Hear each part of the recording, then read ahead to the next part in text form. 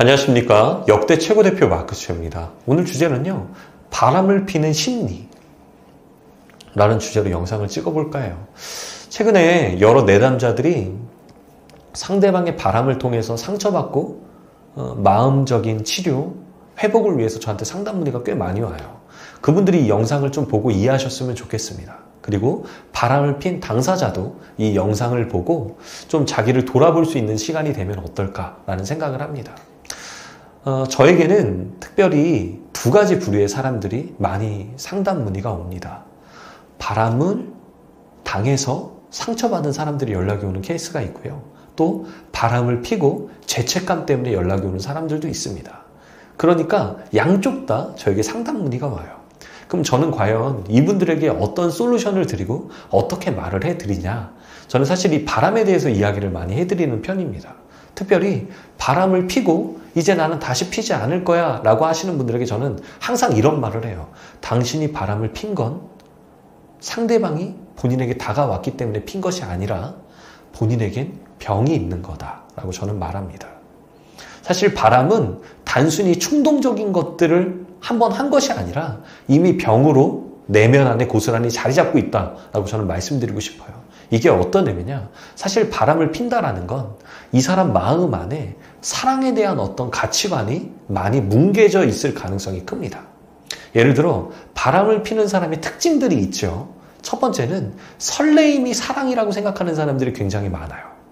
그러니 자기의 여자친구, 남자친구가 설레임이 사라지고 사랑이 조금 안 채워지면 눈이 다른 곳으로 돌아가는 거죠. 왜? 새로운 것들에 사람은 설레임을 느끼니까요.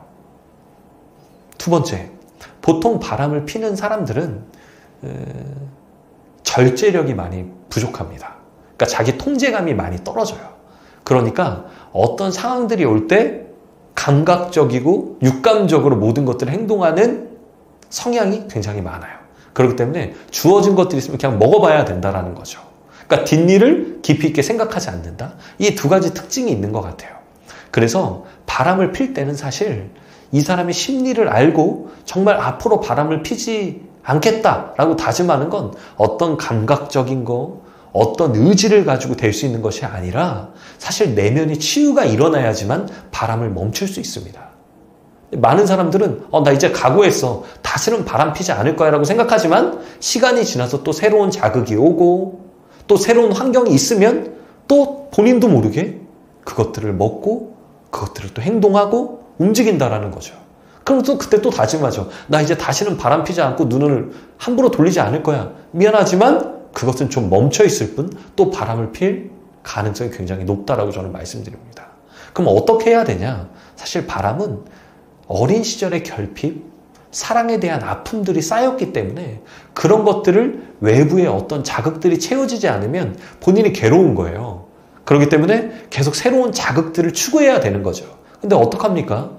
사랑을 하게 되면 길어야 2년이면 그 자극들은 다 사라지니까 또 새로운 곳에 눈이 돌아가고 또 바람을 피고 아니면 환승이별을 하고 이런 식의 계속 패턴들이 반복이 된다는 거죠.